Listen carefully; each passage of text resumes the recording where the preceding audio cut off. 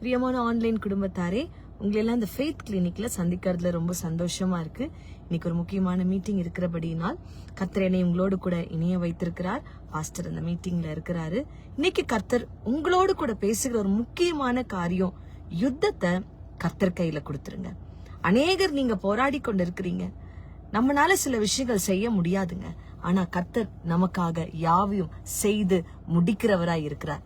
வேதம் தெளிவாய் சொல்லுகிறது, இந்த யுத்தம் உங்களுடையதல்ல, இது கர்த்தருடையது. ஆமாங்க, எங்களுடைய வாழ்க்கையில அநேக நேரங்கள்ல சில யுத்தங்கள் எல்லாம் வெளியே சொல்ல முடியாது. சில யுத்தங்கள் எல்லாம் மனக்கவலையில அப்படியே வேதனையோடு கூட சில காரியங்களோடு உடைக்கப்பட்ட சூழ்நிலையில உட்காருவோம். அப்ப ஆண்டவர் பேசுகிற ஒவ்வொரு வார்த்தை என்னன்னா, ஒவ்வொரு முறையும் ஒரு பெரிய யுத்தம் எழும்பும் போது கர்த்தர் சொல்லுவாரு, மகளே, இந்த யுத்தம் உன்னுடையதல்லமா, இது என்னுடையதுன்னு கர்த்தர் சொல்லுவார். இன்னைக்கு உங்களுக்கு நான் அதை தான் சொல்லுகிறேன். இந்த யுத்தம் இது உங்களுடையதல்ல, இது கர்த்தருடையது. உங்களுக்காக கர்த்தர் இந்த யுத்தத்தை கையில எடுக்க வேண்டும் என்று ஆசைப்படுகிறார். நீங்க போராடாதீங்க, நீங்க ட்ரை பண்ணாதீங்க, நீங்க ஓடாதீங்க, அப்பா கையில கொடுத்துருங்க. வேதத்துல பாருங்களேன், கர்த்தர் யுத்தம் பண்ண ஆரம்பித்தார்னா என்ன நடக்கும்ன்றது இங்க காண்பிக்கிறேன் பாருங்க. 2 நாளாகமம் 20ஆம் அதிகாரம் 17வது வசனத்துல வேதம் சொல்லுகிறது, இந்த யுத்தத்தை பண்ணுகிறவர்கள் நீங்கள் அல்ல, யூதா மனுஷரே, எருசலேமின் ஜனங்களே, நீங்கள் தரித்து நின்று கர்த்தர் செய்யும் காரியத்தை, கர்த்தர் உங்களுக்கு செய்யும் ரட்சிப்பை பாருங்கள். ஆமாங்க, தரித்து நில்லுங்க, கர்த்தருடைய பாதத்துல நில்லுங்க, சமூகத்துல நில்லுங்க, ஜெபத்துல தரித்திருங்க, உபவாசத்தை விடாதீங்க, வேத வாசிப்பை விடாதீங்க. ஏன் சொல்றேன்னா, இதுதாங்க ஆவிக்குரிய யுத்தம். ஒருவேளை நீங்க மாம்சத்துல போராடி போராடி இன்னைக்கு நீங்க தோத்து போயிருக்கலாம். அநேக இன்டர்வியூஸ் அட்டன் பண்ணி தோத்து போயிருக்கலாம். அநேக கடன்கள் வாங்கி இன்னைக்கு நீங்க தோத்து போன நிலைமையில இருக்கலாம். அநேகரை நம்பி அநேகர் உங்களை முதுகுல குத்துனது நிமித்தமாக இன்னைக்கு நீங்க தோத்து போன ஒரு சூழ்நிலையில நீங்க நின்று கொண்டிருக்கலாம்.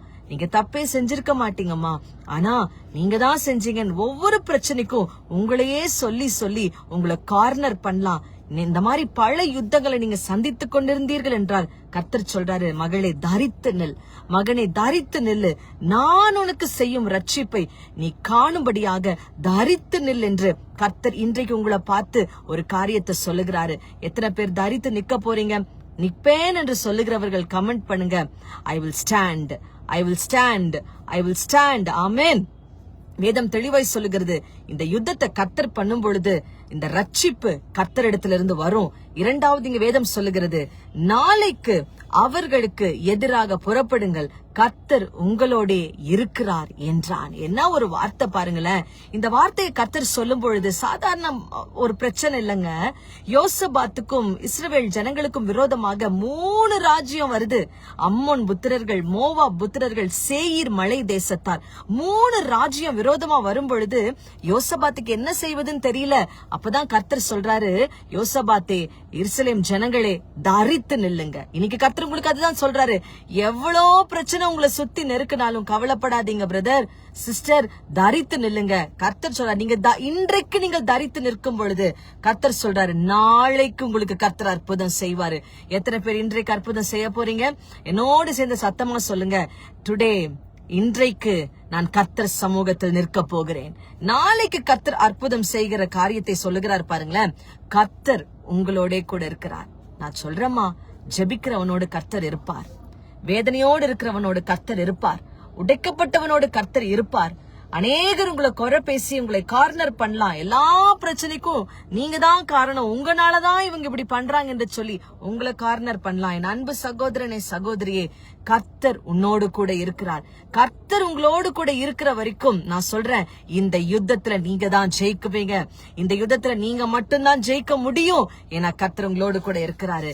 இன்னொரு காரியம் பாருங்க, கர்த்தர் யுத்தத்துல இறங்கிட்டார்னா என்ன நடக்கும்? யாத்திரையாகமம் 14ஆம் அதிகாரம் 14வது வசனம், எக்ஸோடஸ் 14:14. கர்த்தர் உங்களுக்காக யுத்தம் பண்ணுவார், நீங்கள் என்ன பண்ணுவீர்களா?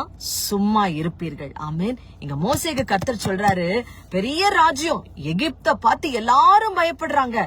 பயப்படுகிற நேரத்துல மோசேயை பார்த்து கர்த்தர் சொல்றாரு, மோசே, பயப்படாதே, நீ சும்மா இரு, நான் உனக்காக இறங்கி யுத்தம் பண்ண போகிறேன். இன்னைக்கு கர்த்தர் இரண்டாவதாக உங்களுக்கு சொல்லுகிற காரியம் அதுதான்.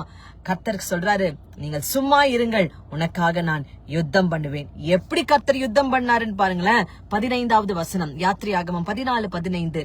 அப்பொழுது கர்த்தர் மோசேயை நோக்கி, நீ என்னிடத்தில் முறையிடுகிறது என்ன?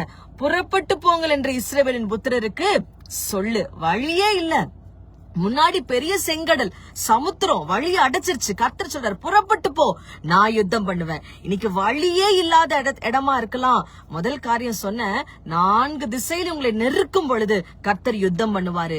இரண்டாவது, வழி எல்லாம் அடைச்சு போயிருக்கலாம், வழியே இல்லங்க, இனி சாகிறது தவிர வேற வழி இல்ல என்ற ஒரு நிலைமையில நீங்க இருந்தீங்கன்னா, என் அன்பு சகோதரனை கர்த்தர் சொல்லுகிறார், நீ சும்மா இரு, நீ என்னிடத்தில் முறையிடு, நீ புறப்பட்டு போ, உனக்காக நான் யுத்தம் பண்ணுவேன் என்று கர்த்தர் சொல்லுகிறாரு. மோசே செய்த காரியத்தை பாருங்களேன். கரங்களை உயர்த்தி தன்னுடைய கோலை ஓங்கி சமுத்திரத்துக்கு முன்பாக ரா முழுவதும் நின்றாரு. அந்த ரா முழுவதும் விசுவாசத்துல சமுத்திரத்துக்கு முன்பாக தன்னுடைய ஓங்கின கைகளை உயர்த்தின மோசேக்காக கர்த்தர் சமுத்திரத்தை 2ஆய் பிளக்க செய்தார். இன்னைக்கு பிரதர் சிஸ்டர், கர்த்தர் உங்களை பார்த்து சொல்லுகிறார், உனக்கு முன்பாக இருக்கிற அவ்வளவு பெரிய போராட்டத்தையும் அவ்வளவு பெரிய செங்கடலையும் 2ஆய் பிளப்பதற்கு கர்த்தருக்கு அதிகாரம் இருக்கிறது. என் அன்பு குடும்பத்தாரே, என் அன்பு சகோதரனே, பிரதர் சிஸ்டர், கர்த்தர் உங்களுக்காக ஒரு வழி திறக்க ஆயத்தமா இருக்கிறாரு.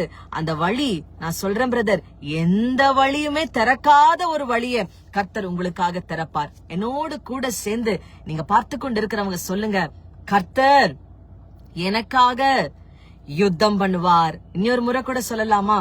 கர்த்தர் எனக்காக யுத்தம் பண்ணுவார். 3வது முறை சொல்லலாமா? சத்தமா என்னோட சேர்ந்து சொல்லுங்க, கர்த்தர் எனக்காக யுத்தம் பண்ணுவார். விசுவாசிக்கிறீங்களா? இன்னொரு வசனத்தை வாசிக்கலாம். கர்த்தர் உங்களுக்காக யுத்தம் பண்ணும்போது, சங்கீதம் 49ஆம் அதிகாரம் உங்களுக்காக நான் வாசிக்கிறேம்மா. சங்கீதம் 49ஆம் அதிகாரம்.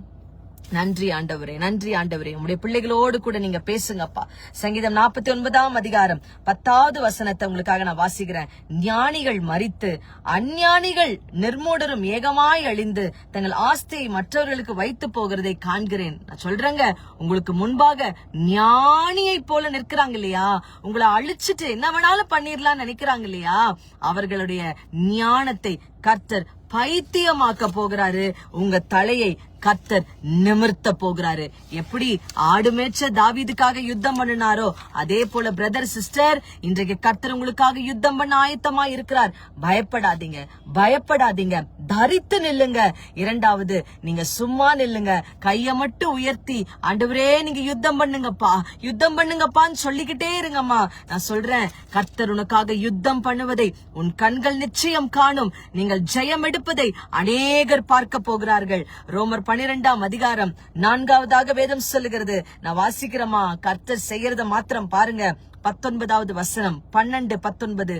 பிரியமானவர்களே, பழி வாங்குதல் எனக்குரியது. கர்த்தர் சொல்றாரு, நீ பழி வாங்காத, நீ அமைதியாரு. யார் உனக்கு விரோதமா எழும்பினாலும் யுத்தத்தை கர்த்தர் கையில கொடுங்க. யார் உங்களுக்கு விரோதமா குழி தோண்டினாலும் கர்த்தர் கையில யுத்தத்தை கொடுங்க. கர்த்தர் சொல்றாரு, நானே பதில் செய்வேன். God will answer you. Comment பண்ணலாமா? என்னோட கூட சேர்ந்து பார்த்து கொண்டிருக்கிற அன்பு சகோதரனே, சகோதரியே, சத்தமா என்னோட கூட சேர்ந்து சொல்லுங்க, God will answer me. God will answer me. God will answer me. சுவாசிக்கிறீங்களா? நான் தேவ அபிஷேகத்தை நான் பார்க்கிறேன். கர்த்தர் உங்களுக்கு பதில் தருவாரு. கர்த்தர் உங்களுடைய எதிரிகளுக்கு பதில் செய்வாரு. வேதம் சொல்லுகிறது, நானே பதில் செய்வேன் என்று கர்த்தர் சொல்லுகிறார் என்று எழுதியிருக்கிறபடியினால் நீங்கள் பழி வாங்காமல் கோபாக்கினைக்கு இடம் கொடுங்கள். நான் சொல்றேன், உங்க எதிரியாகிய அசுத்தாவியை அழிப்பதற்கு கர்த்தர்கிட்ட இடம் கொடுத்துருங்க. கர்த்தர் பார்த்து கொள்வார். ஆமென். கண்களை மூடி ஜெபிப்போமா? கர்த்தாவே, இந்த காலை வேளையில யுத்தம் நான் செய்வேன், எங்கிட்ட கொடுத்துரு நீங்க சொன்ன அந்த வார்த்தைக்காய் நன்றி அப்பா. உடைய பிள்ளைகளுக்கு இந்த வார்த்தையை நீங்க கொடுத்து தேற்றி கொண்டு இருக்கிறதுக்காய் நன்றி செலுத்துகிறோம்.